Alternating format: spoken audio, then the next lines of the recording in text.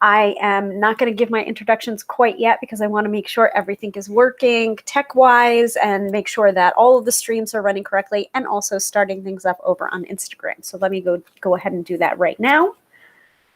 But while you're waiting, please go ahead and drop into the chat where you're tuning in from. If you're tuning in from Australia, New Zealand, LA, I am broadcasting here from the lovely, beautiful state of New York.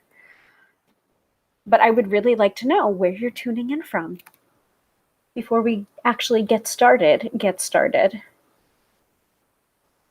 I see that Katie is here. Hello, Katie. Let me see if I can. There we go. Hi, hello. Welcome to the broadcast. So glad that you were able to make it today. All right, let me start things up because my text messages are kind of blowing up right now. And got like 100 notifications on Instagram. So I think that's still like my birthday greetings coming in there. And yes, Katie is tuning in from Australia. And I'm getting distracted by cute puppies on Instagram because that's all that I follow really on Instagram is other tarot readers and puppies. Just so you know where my head's at most of the time. It's tarot and dogs, even though I do not have a dog myself. Hopefully this year that might change.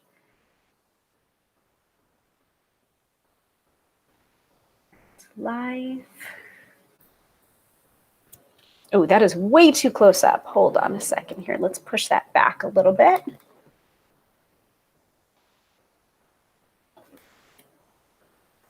There we go. Card. Day. Challenge. Okay. All right. A little close up, but still good. Okay. I think we have everything running enough now. And of course, the one thing that I was going to do before starting up over on Instagram was checking that the YouTube stuff was going correctly. So let me go ahead and do that before I forget. And I see that Dina is here over on Instagram. Hi, Dina.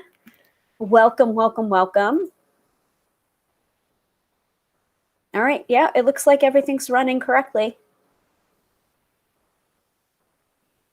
All right. And I see a flood of hearts. So that's only a good sign.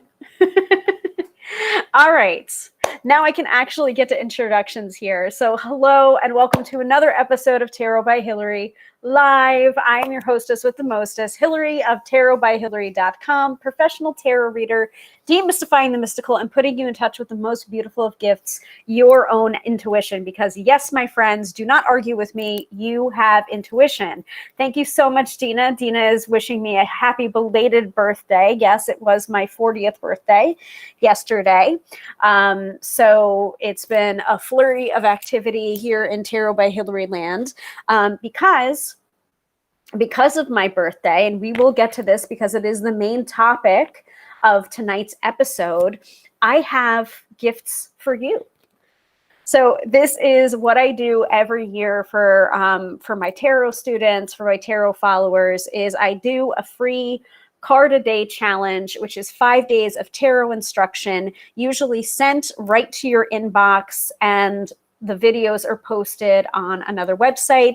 This year, I decided to make it an evergreen challenge, so you can go ahead and you can do it whenever you want to, not just for my birthday, and I made up a playlist on YouTube, so you can go over to YouTube and you can play that playlist, all 5 days of instruction for that challenge. So that was what I was up to today. Earlier today, I was making sure I was uploading all of those videos and putting in the necessary instruction or information that you would usually get over email. And there is a Facebook group associated with the Card a Day Challenge. So if you want to go ahead and join that Facebook group, it is moderated by me and only me. And I moderate it very, very carefully. So only cool people in there, no shit stirs, no drama. And if you start to cause drama, you're out of there. I want to be able to create a safe space for which people can pull their card a day, or their tarot card a day, or their oracle card a day, and be able to post it where like minds can see it. Because some people can do their card of the day and they feel shy about it. They don't want to share it with anyone, or they pull it, in the solitude of their own practice and are very individual about it. And that's fine too. It's whatever floats your boat. But if you want people to share your tarot practice with, or get some insight about the cards that you're pulling, that is a Facebook group that I would recommend, because I moderate it, and I moderate it very strictly. So we'll talk all about that when we get to tonight's topic, which is the Card a Day Challenge. So I'm not going to jinx me and say it's going to be a short episode, but I think it probably will be a relatively short episode, all things considered. But first, at the top of the episode, as always, I will bring you the astro weather. And that is the reason why I've brought back the sidebar. If you're viewing over YouTube or over Facebook, you can see the sidebar over on the it's over on the left-hand side for me. But my left hand is over here, so it's like I feel like a meteorologist having this sidebar thing.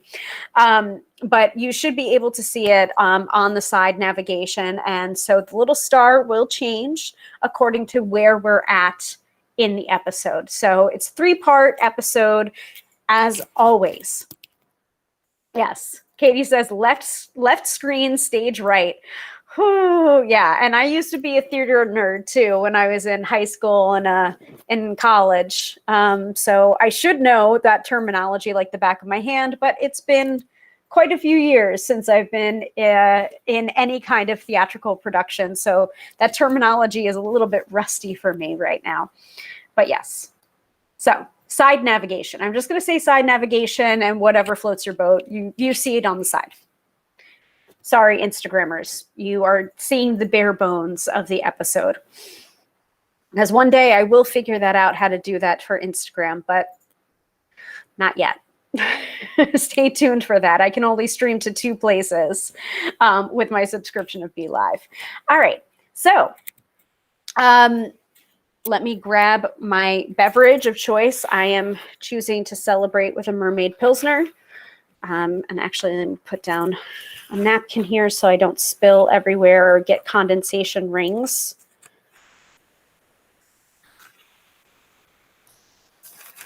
Because, of course, I grabbed my beer, but I didn't grab my coaster that goes along with my beer. And I also have my my trusty seltzer is here as well. So remember to stay hydrated, whatever hydration or beverage suits you. I'm in celebration mode still, and I will be in celebration mode for probably the entire month of April, because I am an Aries, and that's just how I roll. My birthday is not just my birthday one day. I celebrate it for the entire month. Okay. Is everybody ready for the astro weather from Teresa Reed's wonderful Astro Biz Digest? Let me go ahead and show that. And as you'll notice, I did adjust the sidebar slightly since last episode so that it wouldn't entirely cover my face if I did decide to display something. So if you are looking to get your astrology from a reputable source, I would definitely recommend you sign up for the AstroBiz Digest. It's $99 for a year's subscription, and it's wonderful. It's geared towards entrepreneurs, but I find it to be very effective in my own personal planning and my personal planets, not just because I'm an entrepreneur. So you can get it right here, thetarotlady.com/astro-biz-digest. You can go ahead and purchase it there. So while I do the AstroBiz Digest from Teresa, I usually give only Friday, Saturday, and Sunday because we don't want to give away the entirety of it, because then it kind of defeats the purpose of me sharing this resource with you. So let me go ahead and pull that up here. And I've got all of my social media blowing up because of my birthday, which is nice. It's a good problem to have.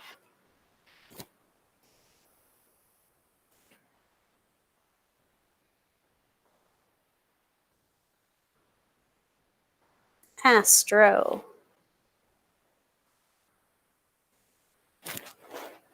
And I'm going to have to get up by the end of the episode because, of course, I don't have my Oracle deck to hand right now.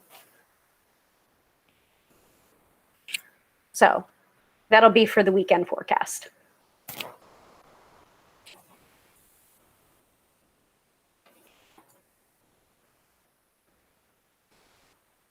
All right, so I'm going to start off.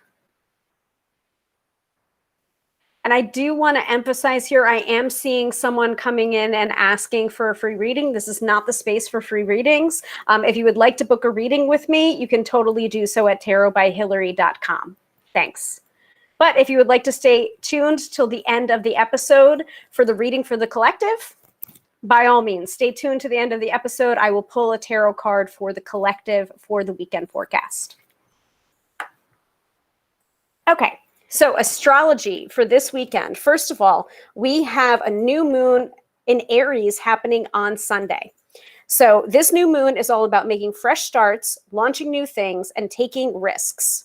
Be bold, brave, and assertive. Don't worry about what the other guy is doing. Set the trends and let everyone else taste your dust. Set intentions around new experiences, leadership, courage, and blazing trails.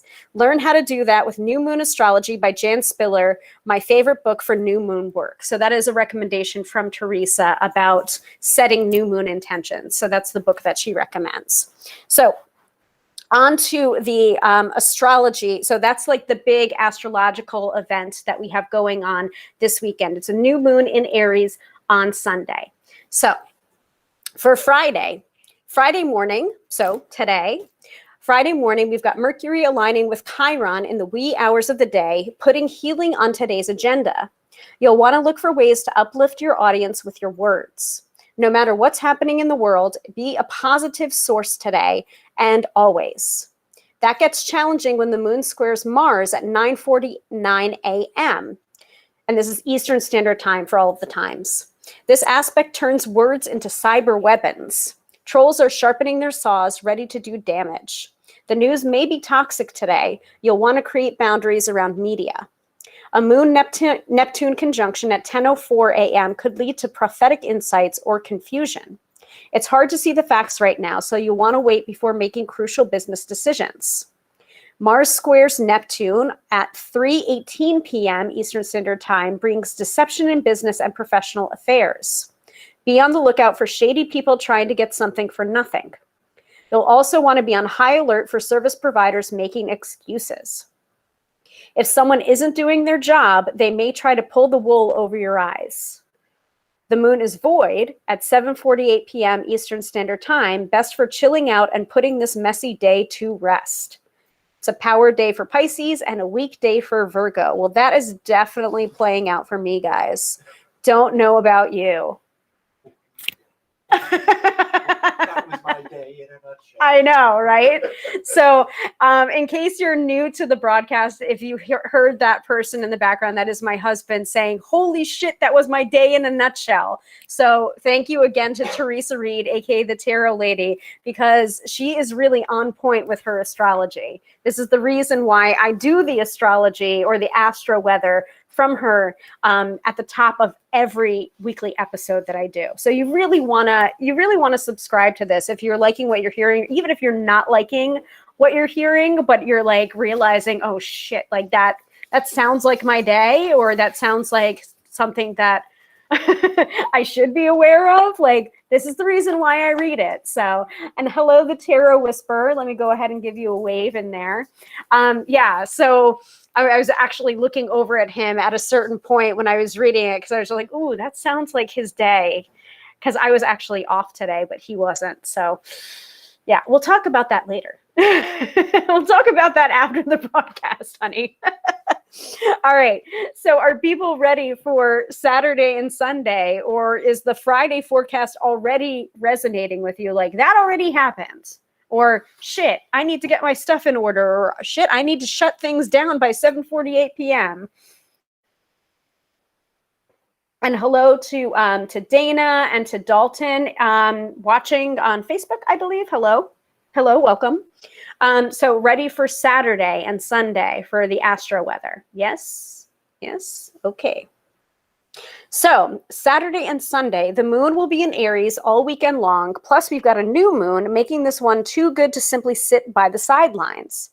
If you want to get a move on anything in your business, this week is baller. Saturday finds Mercury sextile Saturn at 11:09 a.m. Eastern Standard Time, an excellent aspect for pitching the media or kicking out the writing jams.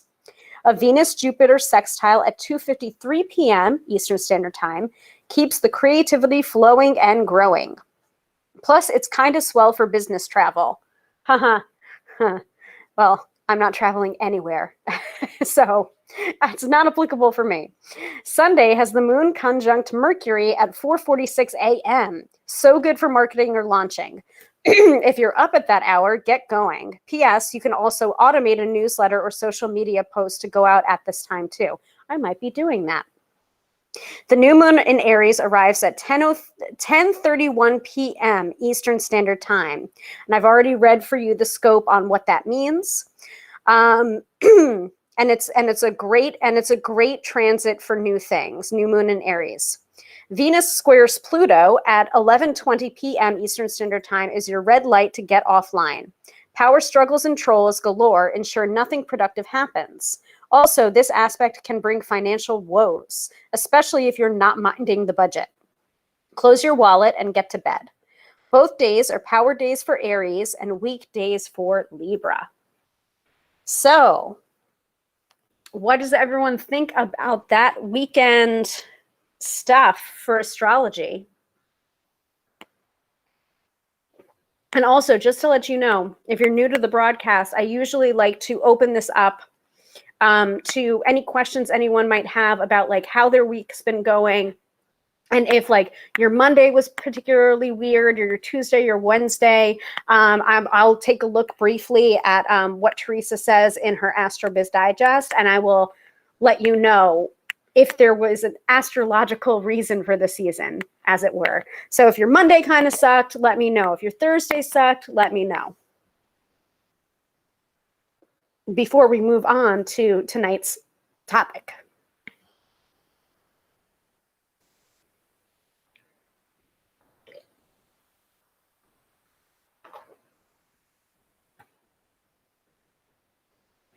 All right. Dalton says yesterday wasn't a great day. Okay, let's take a look then. All right. So astrologically, there isn't really anything specific that would have made it like a not so great day. But again, your mileage may vary because we all get affected by astrology differently. So what I would recommend to you is to go to either cafeastrology.com, astro.com, and get your natal charts. Once you have that information from your natal chart, and it does give a description as like what that means, like what your ascendant means in the third house, or what Venus in the third house means. Knowing your natal chart will then give you a better sense of how the astrological transits that are happening now would be affecting you personally. For example, like having power days in Aries. Well, I'm a sun sign Aries, but I'm not just my sun sign. Neither are you. You have your natal chart is made up of way more than just your sun sign. So check that out. See what's going on in your natal chart. And now let's look at Thursday.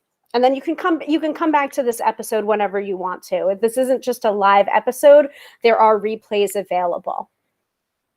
So for Thursday was good for creativity. Pisces moon, highly intuitive, obey your instincts. And there was a sextile between the moon and Uranus at 10:24 a.m. Eastern Standard Time, allowing for bold originality and massive intuitive downloads. Pay attention. Power day for Pisces, weak day for Virgo. So you may be a Virgo. So that might have been a weak astrological day for you. Also, intuition is really great, but sometimes intuition is not so great, especially when we don't pay attention to it. So that might have been a day where your intuition was firing very loudly, but you decided not to go with it.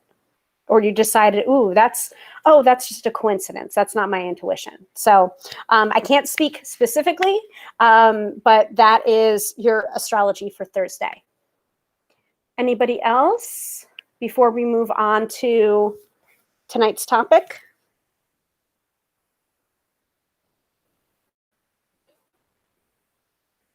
This beer is good, but I'm feeling a little bit dry. I would rather have my seltzer at this point.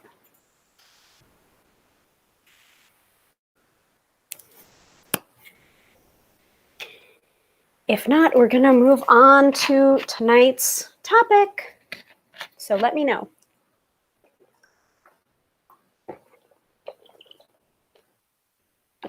That's better.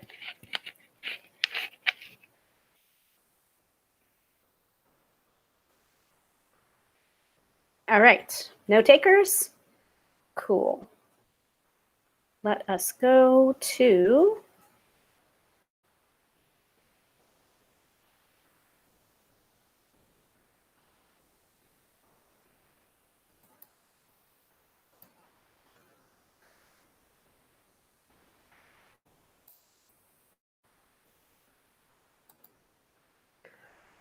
let us move on to tonight's topic then. So there's, I do want to talk a little bit about the card a day challenge that I did set up. And I've been running this for a few years now. I think it's at least the third or the fourth year I've been doing the card a day challenge. I believe it's the fourth year, actually.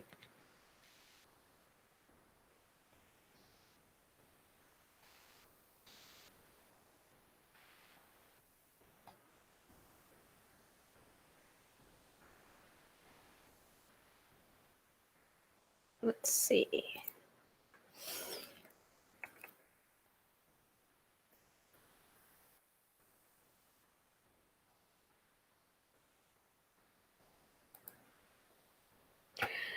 So I want to talk a little bit about the card a day challenge. Now, this is a challenge that I would run either the week before or the week after my birthday every year. And this was a challenge that I set up to be both a video challenge and then also remind people about the challenge by emailing them every single day.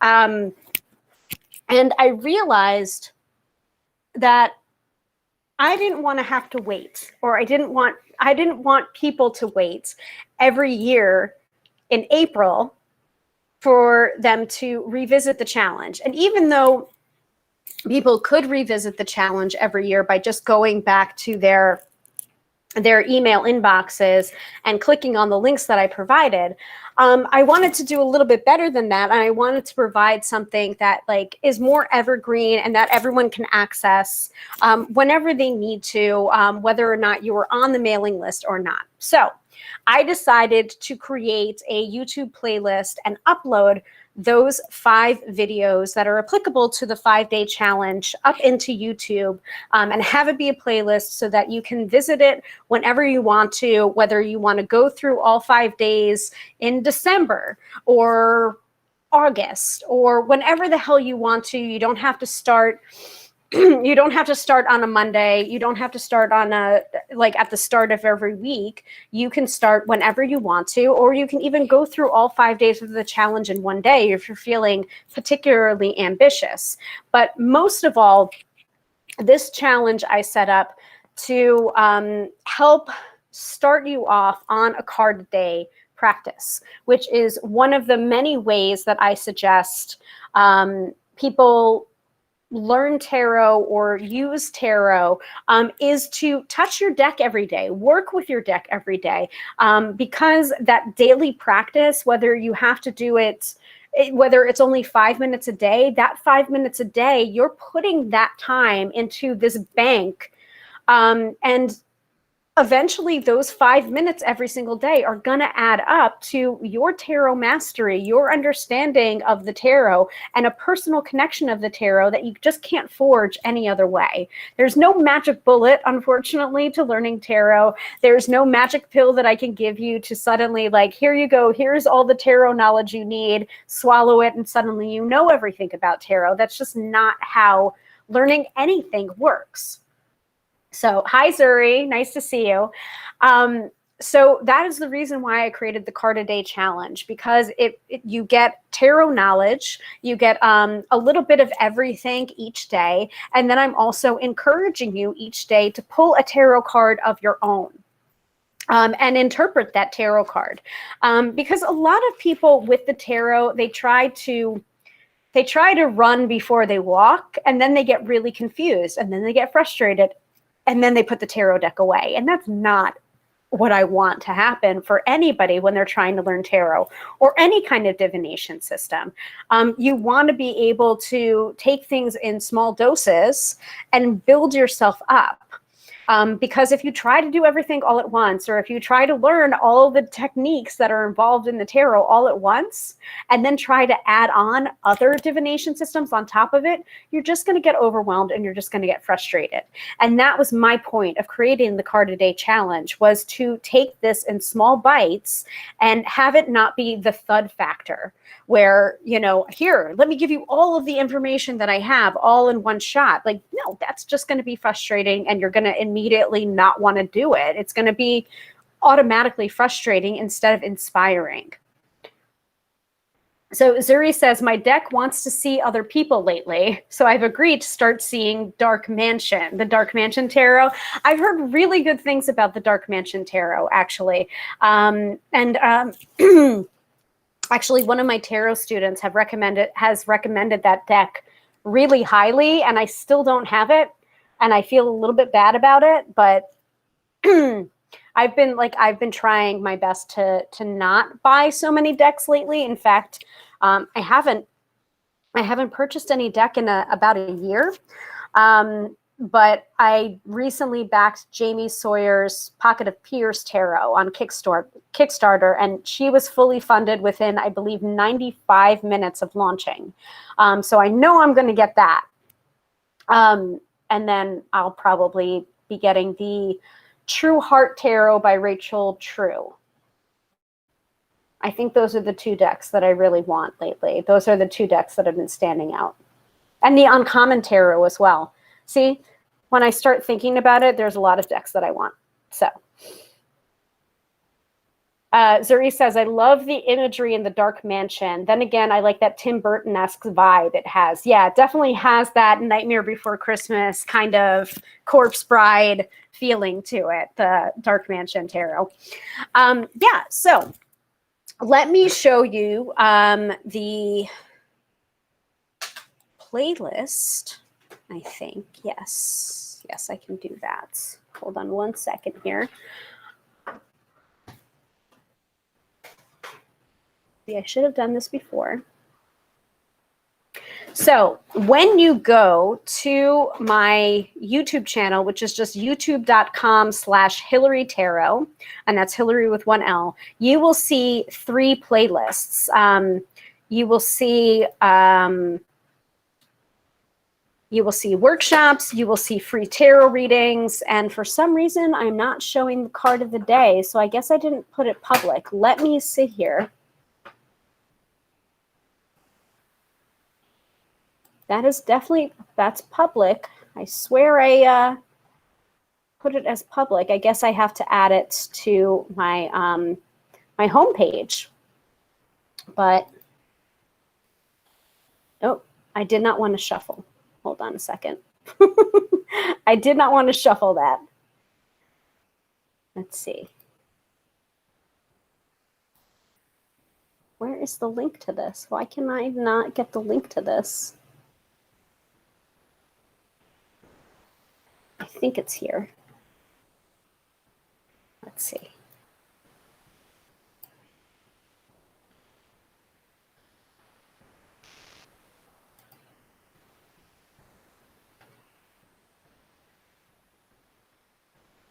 No, that's not working. Hold on one second.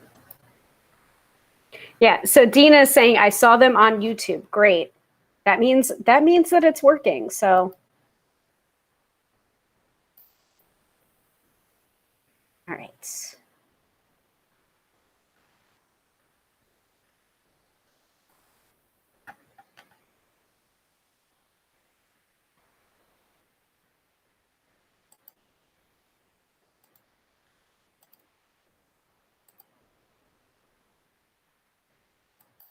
So,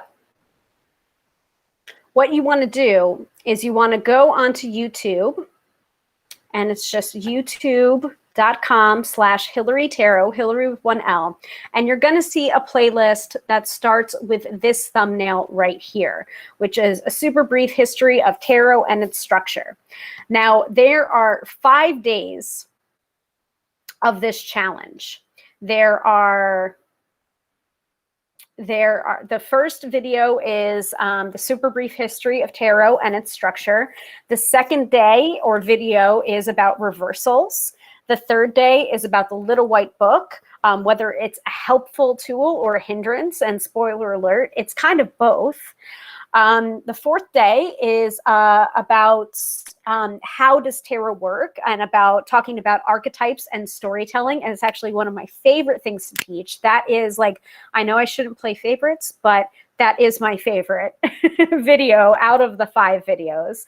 And then the 5th and final video is about framing questions for the tarot. Because honestly speaking, if you don't know how to ask the right question for a tarot, you're probably going to be like not so happy about the answers that you're getting from the tarot. You get a really well phrased question for divination. And actually on the 5th day, when I'm talking about framing questions for the tarot, you can use that for almost any kind of divination, whether it's runes, I Ching, scrying, Lenormands. You can use those kind of questions. If it's well framed for the tarot, it's probably going to be a well framed question for any type of divination. So that kind of is an across the board lesson that might be helpful for many kinds of divination systems. So I see that Zuri is on here now. Hi Zuri, and Zuri says right on, awesome. So that is what you want to look out for on YouTube. And that's basically the emphasis of tonight's episode, is featuring the card a day challenge, why I created it, what it is, and how it can help you. So let's hear from Hilary, past Hilary. This was recorded a few years ago. And I'm sorry, Instagrammers, you can't hear this. Hi everybody. Welcome to the Card of the Day Challenge. I'm your host for the week, Hilary Haggerty of tarotbyhilary.com. So a little bit about me. I've been reading tarot since 16 years old after giving what I thought was the best birthday present to my mom, and having her give it back to me because she didn't want to deal with any of that. She wanted me to do her readings for her instead of reading tarot for herself. But she might not have known it at the time, but she birthed the tarot reader that you see today. So I've been reading since 16 years old and professionally since 2005. So this is my 11th year, and I can't believe this, in business. So yay! So let's get to the real point here. The point of this challenge is to not to overwhelm you when you're starting your card of the day practice.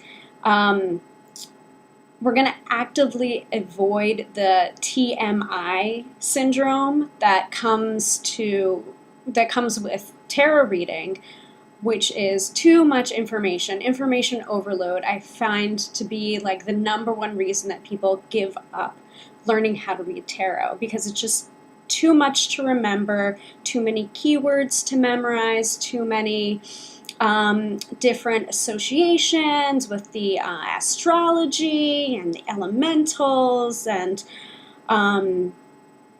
not just one card with like different card spreads and how do I make them make sense with each other. Tarot does not have to be this complicated, and we're driving ourselves nuts. So this is a challenge for those of you who are just learning how to read tarot, or some of you that are getting back into it again after a while, or for any of you that really want to start and keep a card of the day practice. So my goal for this week is to give you just the information that you need to start reading the tarot, and only the information that you need. So we're going with the less is more adage, and we can add on information later after this challenge is over. And you can feel free to do more research and get as in-depth as you want to, but for right now, we're going with less is more, okay? Okay. So today's goal is to give you a little bit of the history of the tarot and also the structure of a tarot deck.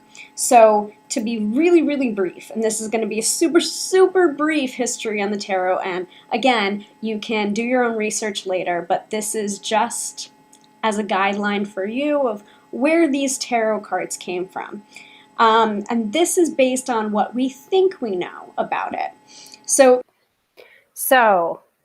that is a little bit from the first challenge day, super brief history of tarot and its structure. That is, I believe, the longest video in the series, in the 5-day series. I think the second longest video might have been about archetype and story. So for those of you tuning in on Instagram, you weren't able to see some of the video because I'm not able to broadcast that over on Instagram, but you'll definitely be able to see it. As Dina says on Instagram, I saw them on YouTube. All I did was play the first few minutes of the day one. So that explains a little bit about why, the history of the tarot, but also kind of why I decided to do the card a day challenge. And let me pull from actually my website where I describe the free challenge in a little bit more detail.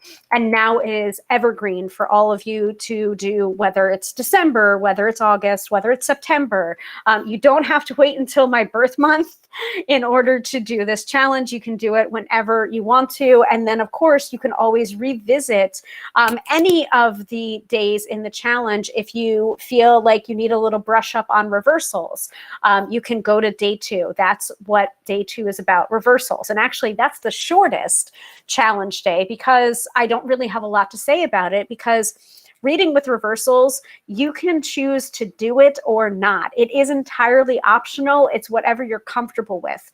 And a lot of people are very shocked when they hear me say that it's not a requirement to read with reversals. Like, I do happen to read with reversals only because I went with the shoulds when I was first learning tarot, and I didn't realize, like, I thought that I wasn't a real tarot reader unless I read with reversals. Now, of course, I know better now, and I know that's not true, and I know that different tarot readers are going to read in different ways. I know of several tarot readers that don't read with reversals, and they just feel the energy. Me, I like to have the visual representation of a reversed card to be able to help guide my intuition or guide my interpretation.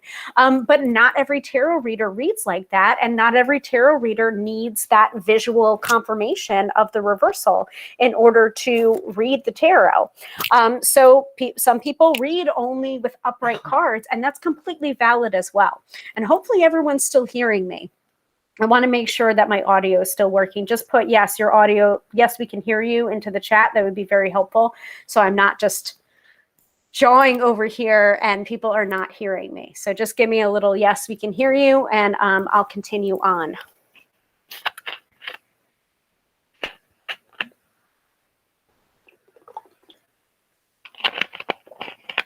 Okay, great. Thank you, Katie.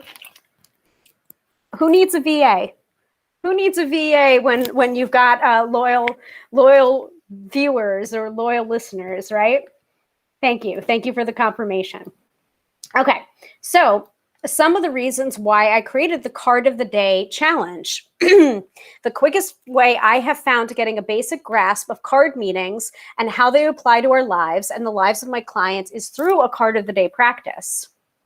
And this is my whole point of doing this challenge, is helping you to establish a card of the day practice together. And at the end of every video, you're going to see me encouraging you to go ahead and pull your card of the day.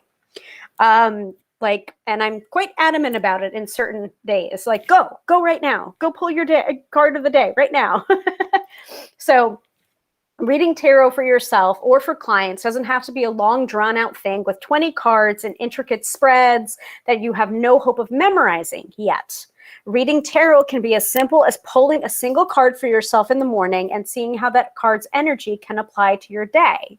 And then I would encourage you to revisit your card of the day in the evening to see how it played out. Were you right? Were you wrong? Where were you like not understanding? Oh, like that doesn't seem applicable for today, only to come back to it in the evening and see how that, like, oh, now that makes sense. And oftentimes we have that happen in the tarot where there are some readings that we do, or some readings that we even give to clients, and we don't know how it's going to quite play out. But then I have a client come back to me 6 months later and say, everything that you said was correct, or remember how we didn't understand that particular card and how it was going to fit in? Well, here's how it fit in. So, and that happens to me still, even as a professional reader that has been reading for over 13, 14 years now. And that's part of the magic and the beauty of tarot as well, is that it's not there to give certainty. It's not there to have it all figured out. It is just a guidance method. It's a pattern recognition method. So each day focuses on a specific aspect of reading the tarot, the major and minor arcana, the court cards, and how symbols can play a role in the card's meaning. We'll also tackle the little white book, which is that sneaky little booklet that comes with every tarot deck, when to heed it and when to throw it out the window. And you're going to see in that day's lesson the times where the companion book has been really helpful and the times where it's been a real blockage to my own intuitive knowledge when I've started to build a relationship with the tarot deck and build my own personal associations, because you will come to find as you work with the tarot deck, you'll start to have your own rapport and your own understanding of the tarot cards. And sometimes that understanding will conflict with the little white book. And when I was first learning the tarot, I thought that I was wrong because it didn't match up with what the little white book said. But when in fact, that was me finally understanding on a personal level what the tarot could mean. So sometimes a little white book can be very helpful, and sometimes it can be a hindrance to trusting yourself and your own interpretations of the cards. So this challenge is not for numerology, astrology, and corresponding elements or elemental dignities. This is a simple challenge of telling the story on the card. And you can add on other systems to your tarot repertoire later on. So my basic point is one card pulled daily is something that you can do. And I'm here to help you for all 5 days of the challenge. And also there is a Facebook group to support you whenever you want to do the challenge. Does that make sense to everybody? Anybody have any questions?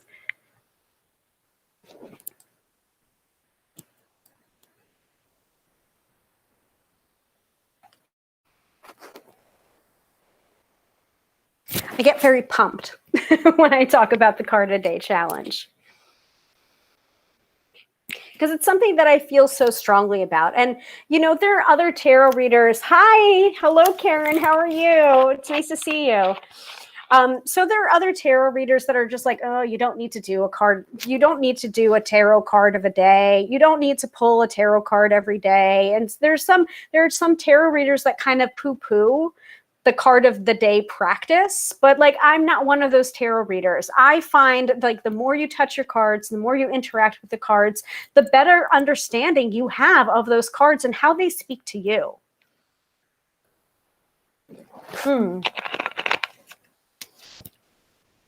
So Katie says, all good. I'm considering it seriously, but then I'm feeling chicken at the same time. There's no need to feel chicken. First of all, this is a completely free challenge, and your participation in the Facebook group is completely and utterly optional. You can take it or leave it. That is just something that I set up for people to have a little bit of extra support to discuss their card of the day. There were some people that first did the challenge that was just like, I want to post it, but I don't want to post it just to social media. I want to have I want to be able to post it and kind of discuss it. And do you have something like that? And so that's the reason why I created the Facebook group, to go along with that, so that, you know, you have a place to put your tarot card comfortably and discuss it, and then discuss like how your day went, and how your tarot card was or was not applicable. Because, you know, quite frankly, you're going to be wrong at first. And I think I do discuss this in the card a day challenge, that sometimes you're going to be wrong. And especially when you're starting something new, when you're trying something different.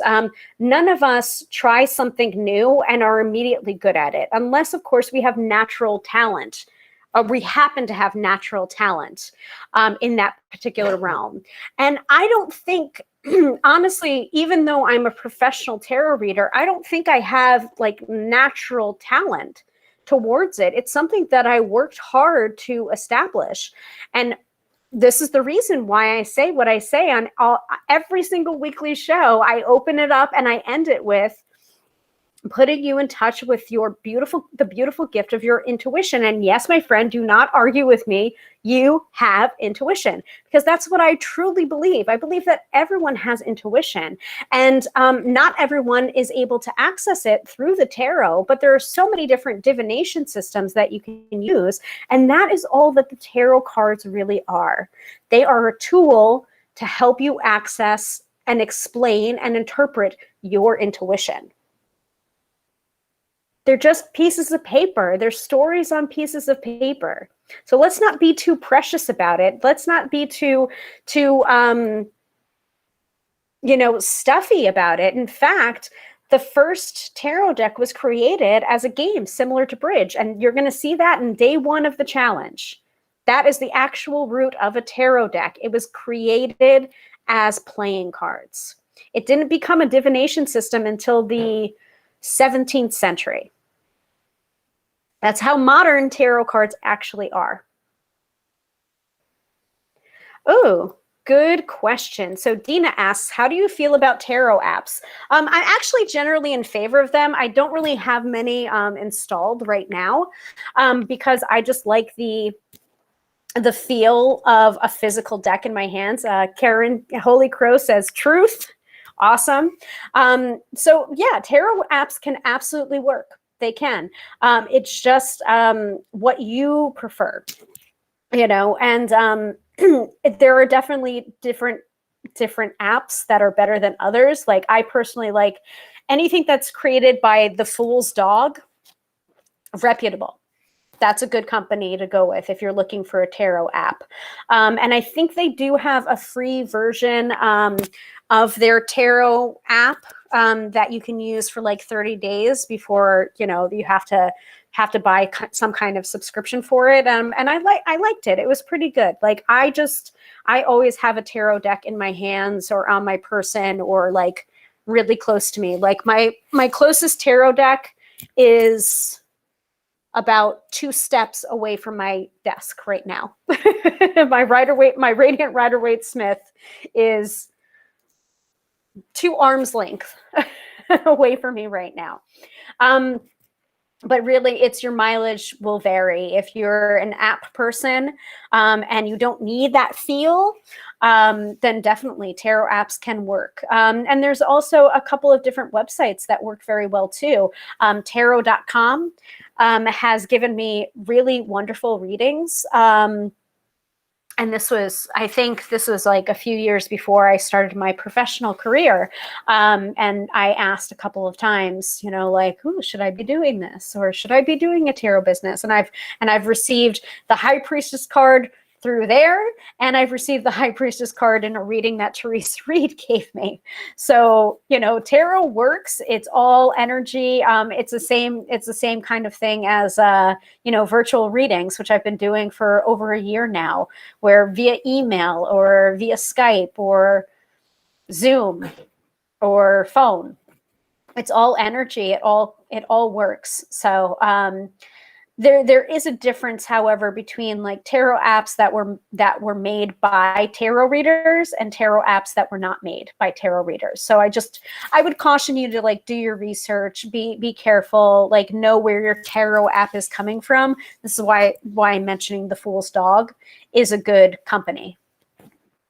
I can't remember another company. Llewellyn, I'm sure, has some good stuff too, because they produce a lot of tarot decks, and I'm sure US Game Systems probably has tarot apps that they do as well.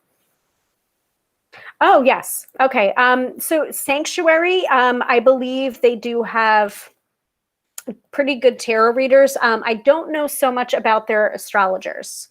So I've heard like stuff about their astrologers, but I've heard good stuff about their tarot readers. So, I mean, always do your research. I don't personally use their app, but I do see some stuff on online on their social media that is a little bit prescient, a little bit like on the nose. So I'm just like, okay, there's something there. So, but again, when you do your card of the day, why not pull your own card of the day? Or try using something like Cyranu. Hold on, let me pull this up. So Cyranu is a website that's a randomizer for tarot. And it does have one for astrology as well. But I'm going to put that link into the chat so you can check that out. However, with this website, you are not getting any interpretation. You are just getting the card. So try using that website and try using the randomizer. Hold on one second. Let me display this. So try using this randomizer and try interpreting your card and seeing what comes up. I personally like to use that website when I'm doing like my my monthly, like my card of the month. By the way, newsletter subscribers, it's coming. I just have not done the newsletter for April yet. And I know it's already April 9th, but I've been taking a few days off because of my birthday. So maybe tomorrow I will send it out.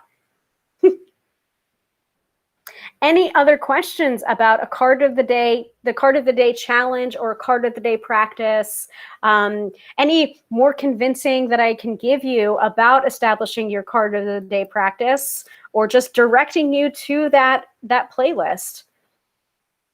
I think it'll be really helpful for you. And this is not just for, it can be for people that are new, completely new to the tarot, or it can be for people that are feeling a little bit rusty or have put their tarot cards away and then decided to pick them up again after, a pause in doing their tarot work. It's for both. It's for everyone. I strongly encourage a card of the day practice. And again, this is more of a do as I say, not as I do, because I've also not been doing a card of the day for the past couple of days because I've been resting, relaxing, in honor of my birthday. But, I really do feel the difference between when I do a card of the day and when I don't do a card of the day. And actually, I talk a little bit about this on not our latest episode of the Card Slingers Coast to Coast podcast, but the one before, where we're talking about reading when you're not feeling well. And so I did discuss this on that episode, where it's just like my tarot card of the day practice is like the canary in the coal mine. If I don't do it for a couple of days, then I know something's a little bit off, either with my health or just energetically. So food for thought there. Actually, our latest episode just came out today, and it is about tarot birth cards and year cards. So you'll want to check that out. It's cardslingers.cc.podbean.com. And you can find that wherever you get your podcasts, wherever you subscribe to your podcasts. We're on every podcast platform there is. So I'll put that in the chat too. So Karen's... Holy Crow, Karen, hi, says, good refresher, I need it. Awesome, great. Well, it's just youtube.com/Hilary Tarot. That is my YouTube channel, and there should be a playlist right there. And I think I need to add this actually to my playlists that I have featured on the main page of my YouTube channel, because I think I only have my free workshops and my free tarot readings up on there. So yeah. So Katie says, I'm considering doing the challenge to learn a new deck that I haven't tried to use. I bought it originally because it was pretty, but it isn't based on Rider-Waite major orders, so not as easily to connect with immediately. Yeah. So that is a good point. And I did base my card a day challenge off of the Rider-Waite Smith, mostly because the minor cards, or the pip cards, have a story. They're not pip cards. You don't just see 5 swords on a plain background and don't know what the 5 of swords means, because there's no story there to interpret from. So just keep that in mind as you go through the card a day challenge, because it might not necessarily work. However, if it's I don't think it's going to make too much of a difference if it's not in the same major order. So I would just go to your companion book or the guidebook for that deck and familiarize yourself with that deck. And that, so that particular lesson, I think it's day 3 or 4, I can't remember right now, of the challenge is about the little white book. But I do say that there are some guidebooks that are very, very good, very useful, very necessary, in fact, if they do decide to deviate from that Rider-Waite Smith structure, because they'll usually provide the reason why in the guidebook. And if they don't provide the reason why in the guidebook, then I'm like, that's a little bit interesting, because most deck designers have reasons for why they design the deck in the way that they do. So in particular, I really like the guidebooks of, for example, the Mary L. Tarot, the eight Coins Tattoo Tarot, the Bonefire Tarot. These are guidebooks that I really like, because they go in depth about the art that they decide to do, especially if the artist is also the deck creator, if it isn't a separate writer of the deck. Actually, Scorpio Sea Tarot is another great example of a great guidebook.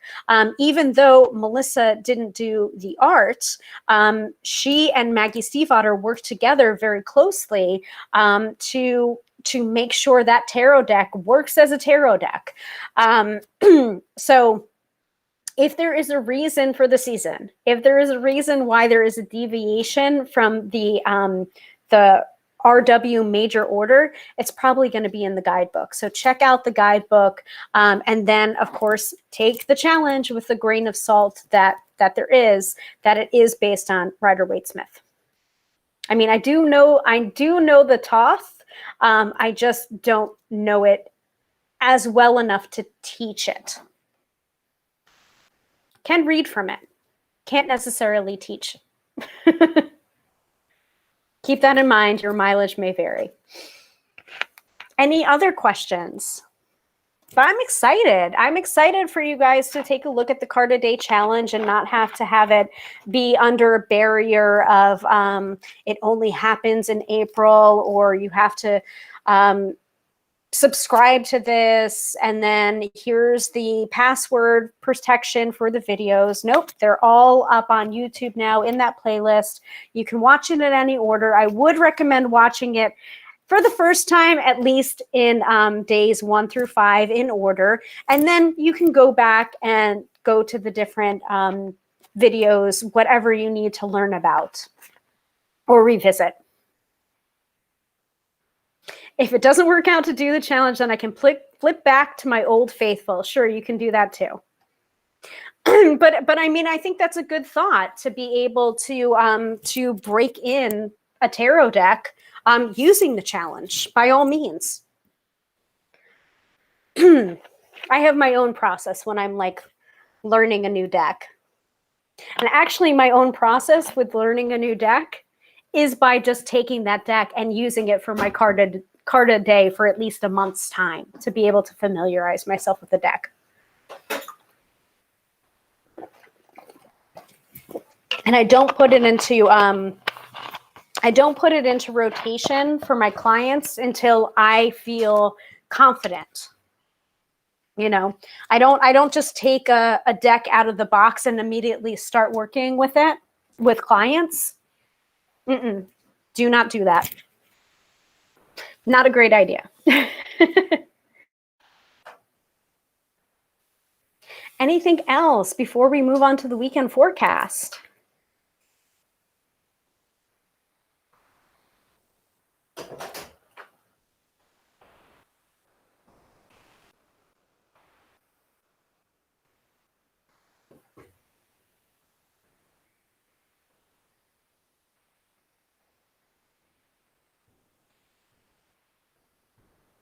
Okay.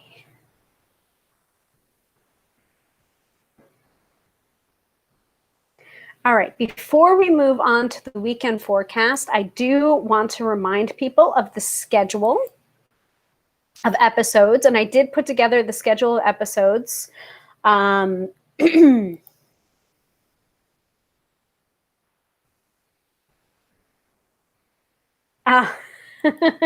Good to know. Yeah. So Katie says, it was only when I was listening to the podcast that I noticed the order difference, using the comments about imagery to look at it. Yep. And the podcasts are awesome. Thank you so much. We love to do them. I'm so happy that they're resonating with you.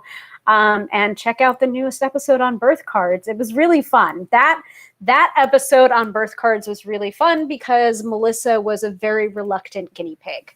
And then she started to argue with us, and then she quieted down when we started reading her for filth.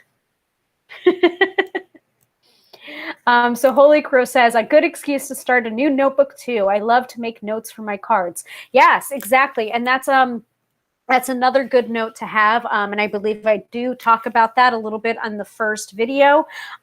Get yourself a notebook, or you know, if you're more of a keyboarding person than a writing person, you know, open up a new document, write down the cards that you're getting and what you're seeing, so that you can really revisit, and you can also have a record of like, here's day 1 of my card a day, here's day 5, and see the differences. Go from day 1 to day 10, day 1 to day 20, or 30 days.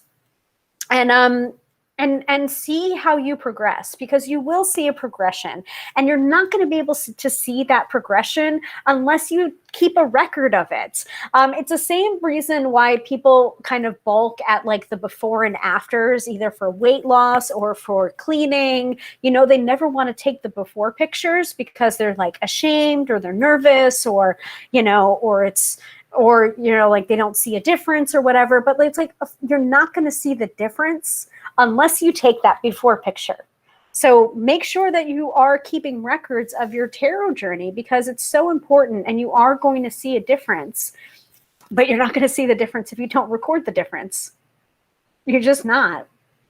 And this is also kind of a cautionary tale, because for me, I don't remember the moments where I went from, I'm never going to learn all of this, and like crying into my crystals, crying into my tarot cards, thinking like, oh, I'm never going to understand. I'm never going to do this. You know, I'm like the worst tarot reader in the world.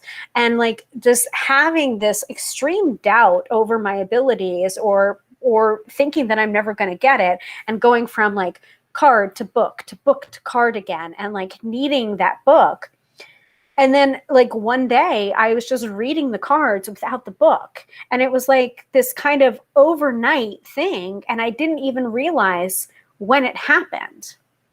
And so I do wish I had taken more notes about my tarot journey and my understanding, because then maybe I could, pinpoint that moment. But it's not, I thought of it almost like an overnight thing, but it wasn't an overnight thing. This was after at least 2 or 3 years of me reading tarot regularly that I had that moment. So the whole like overnight success thing, like it's really never true for any instance. Like, and just because it seems like an overnight success because it's like in the public eye doesn't actually mean it's an overnight success. There was a lot of work involved for that to suddenly become the overnight success. So like, you're not going to be a tarot overnight success. I just wasn't. So make sure you keep your records. It's very important to keep a record of what tarot cards you're pulling, different readings that you're doing. And I don't keep records for my clients. I don't do that. I do make recordings for them and then I send them. And then after about a year's time, I will delete them out. So this is more for your own tarot journey. If you're pulling tarot cards for yourself, keep records for yourself. If you start to get clients, make sure you give them recordings, make sure they're taking notes. This is the reason why I like to do recordings for clients, because oftentimes they will write down what they want to be hearing and not what I'm actually saying. So I've learned my lesson. You said this, and it's like, no, I didn't. Did you go back to your recording? Oh, yeah. Oh, you didn't say that, did you? I'm like, no. And oftentimes I don't know what I say in a tarot reading because my information's not for me, it's for my client. So that's a little bit of sacred amnesia that happens like about a half an hour after I'm done with a reading. I'm not going to remember the details of the reading because the details aren't for me, it's for the clients. So, but if you're doing your own tarot study and you're pulling cards for yourself, keep records for yourself. So Katie says, I recall a musician saying I was a 10-year overnight success because they worked that long to get there. Exactly. And there are so many examples of this in almost every industry, including the tarot industry. Like my overnight success happened in 2011 when I met Teresa Reed and when I won the Tarot Apprentice contest. That was when people started to notice me. But I had been reading professionally since 2005. So you can call me a 6-year overnight success. And then a few years after that, I was featured in Maxim magazine and BuzzFeed. But it's like, it's fits and starts, and sometimes the overnight success thing doesn't come to the people that are most deserving. It's usually the people that are the most connected or the people that are most willing to do the press and the pitches,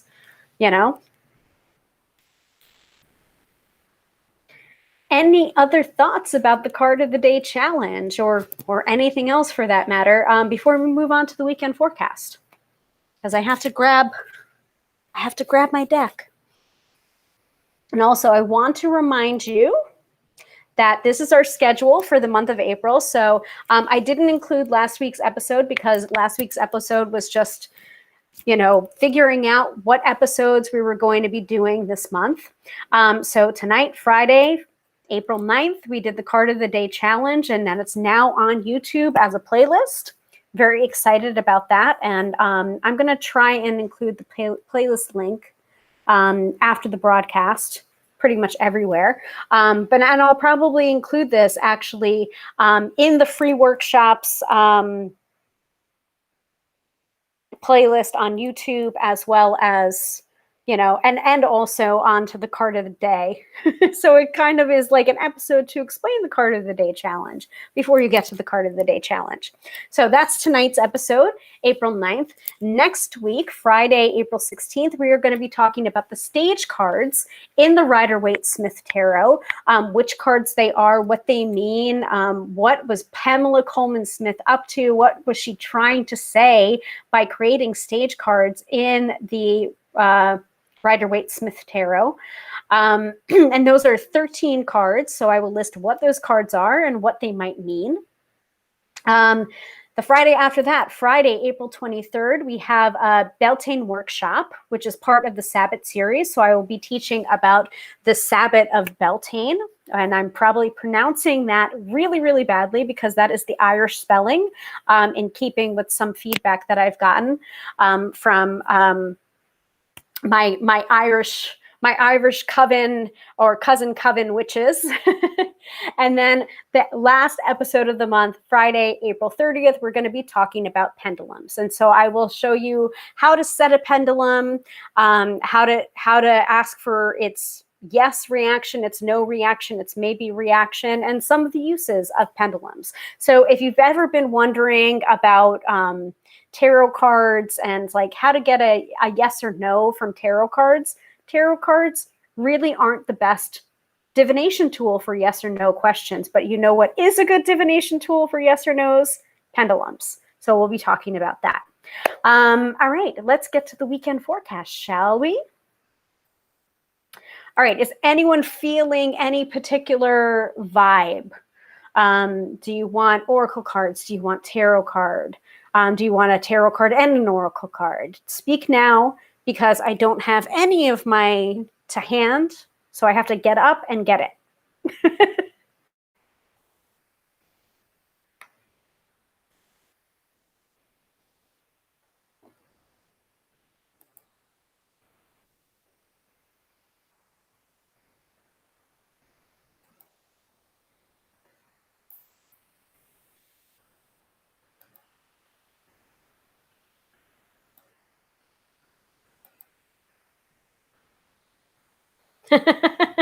See, I knew someone was going to have a strong feeling. All right, so Katie says one of each, please. Okay, so tarot card and oracle card for you guys tonight. Dina says you choose, but Katie spoke first, so I agree with Katie. I was feeling like a tarot card and an oracle card for the weekend forecast. So I'm glad that we're all in agreement here, or most of us, majority rule. So let me get up and grab something here. I will intuitively pick the tarot deck and the oracle card. Well, the deck that we're getting. Be right back.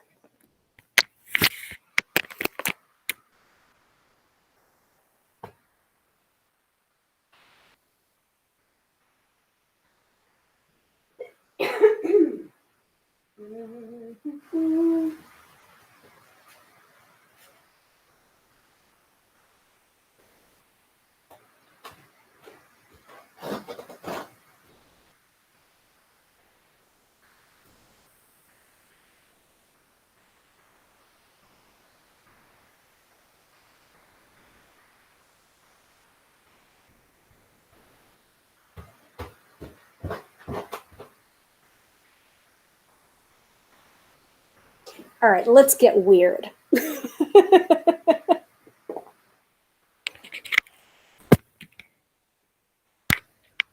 Okay, let's get weird. So I'm being intuitively guided to pull from two very different decks.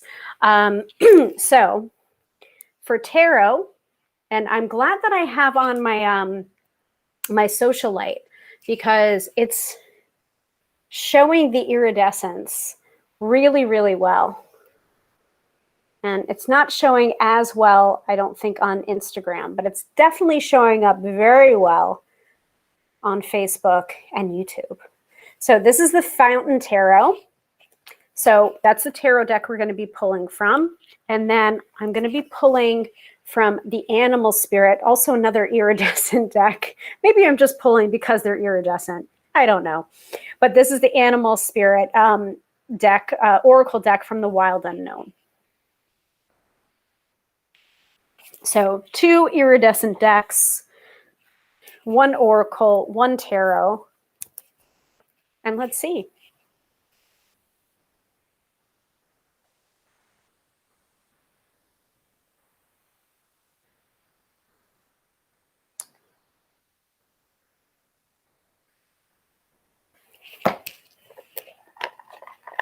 All right.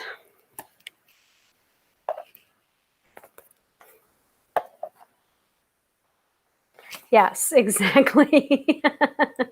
So Katie says, sparkles everywhere. Shiny, shiny. Hell yeah. That's what I'm all about. All right.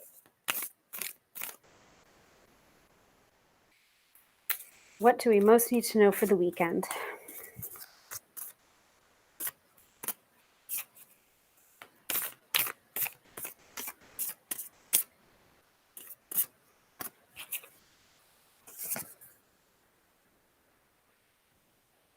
Interesting.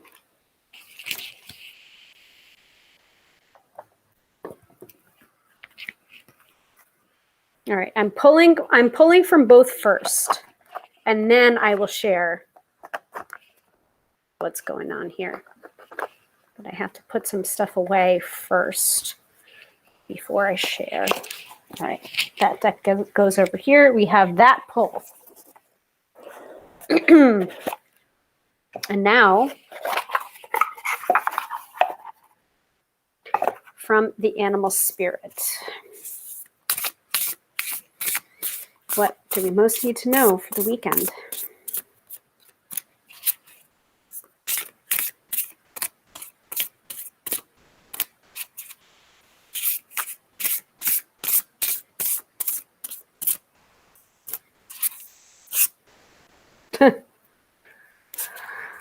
I don't think any of these are particularly surprising to me, but we'll see. We'll see what the companion books have to say.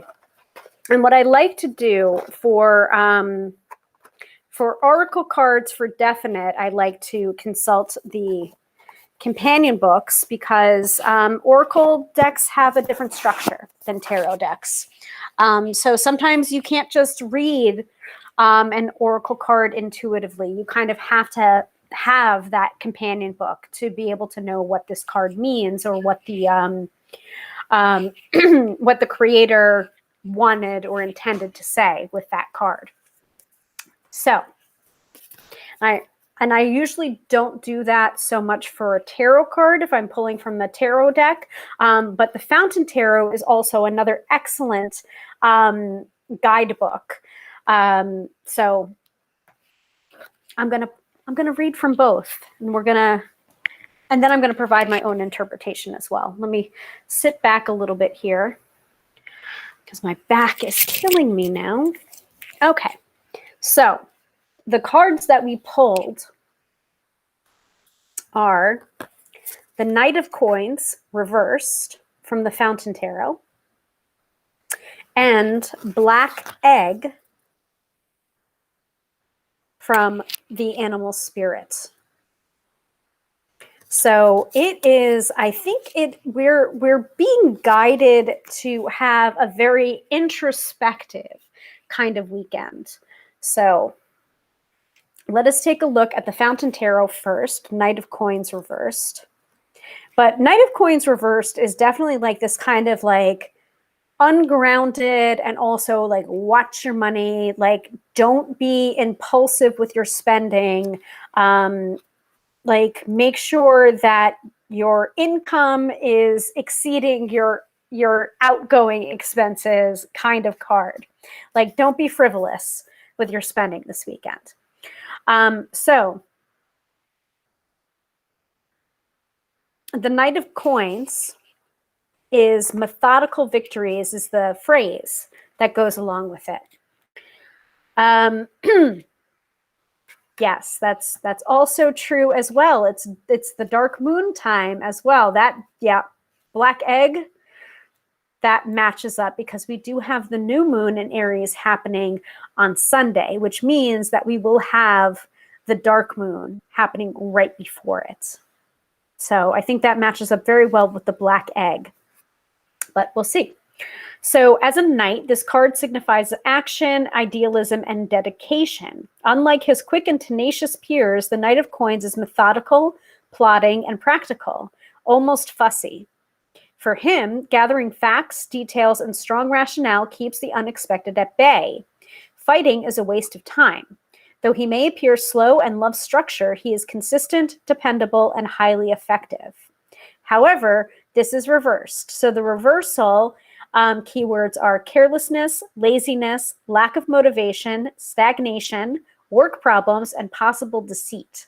So that is from the companion book of the Fountain Tarot. And yes, it is iridescent as well. I love this deck. It's such a pretty deck. But yeah, the Knight of Coins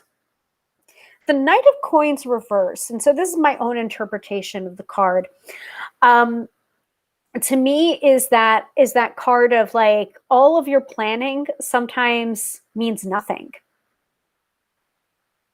It doesn't mean like you can plan for every kind of eventuality, every kind of possibility, and still get blindsided. So we do want to keep in mind that, you know, planning is a good thing, yes, but sometimes you can overplan. So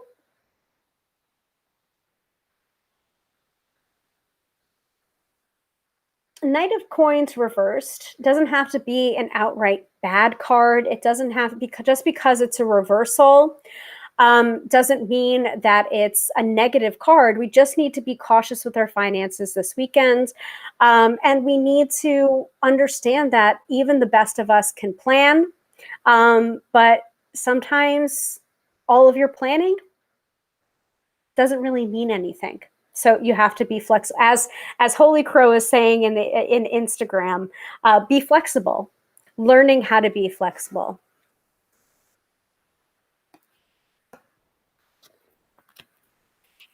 So that is Knight of Coins reversed. So now we have the Oracle card, Black Egg. And this is actually a beautiful, beautiful deck. The Wild Unknown always has gorgeous decks. And also her Archetypes Tarot, which technically speaking is not a tarot deck, even though it does have 78 cards, because it doesn't follow the structure of the tarot. It's 78 archetypes. So that's a really great deck too, if you're looking for something to understand the archetypes.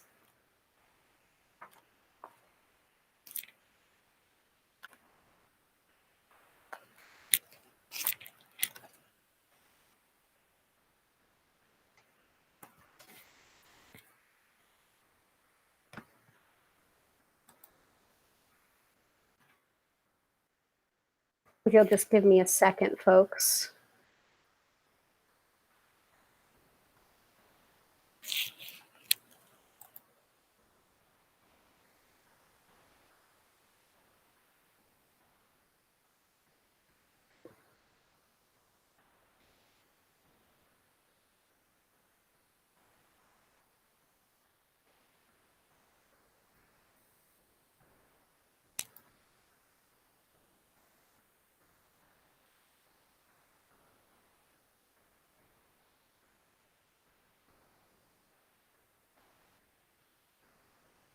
We have a few spammers in the Facebook video right now, so please just go on and ignore them or, you know, report them. I don't care either way.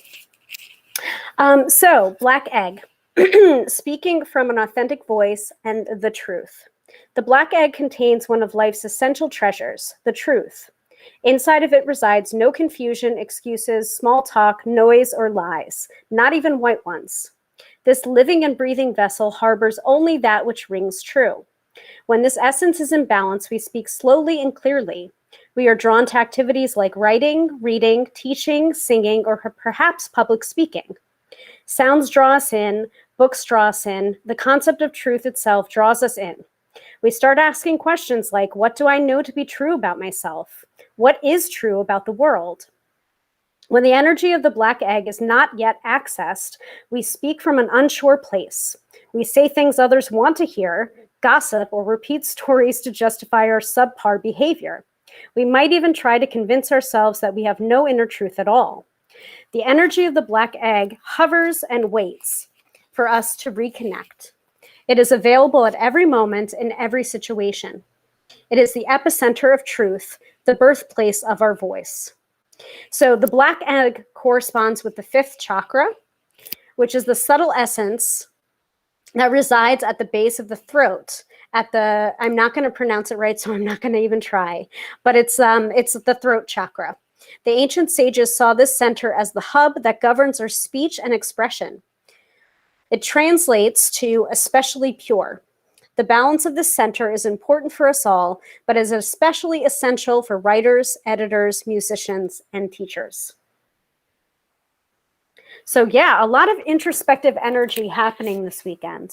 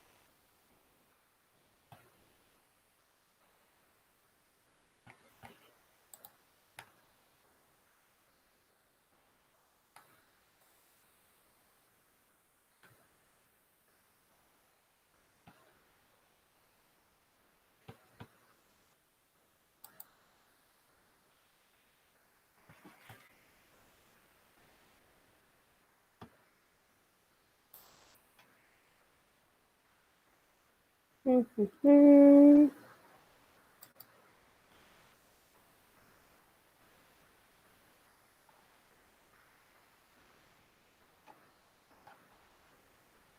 Okay, I think that is it for this episode. Thank you all so much for joining me.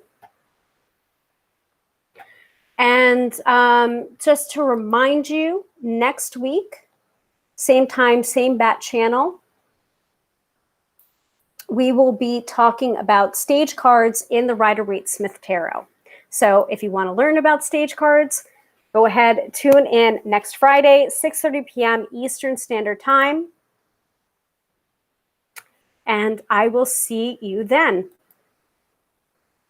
Once again, I am Hilary, professional tarot reader, demystifying the mystical and putting you in touch with the most beautiful of gifts, your own intuition. Because yes, my friend, do not argue with me. You have intuition. I believe that everyone has intuition. For all of you watching, regular viewers, new viewers alike, I wish you a wonderful weekend, and I will see you next week. Same time. Katie says, thank you. Have a good weekend.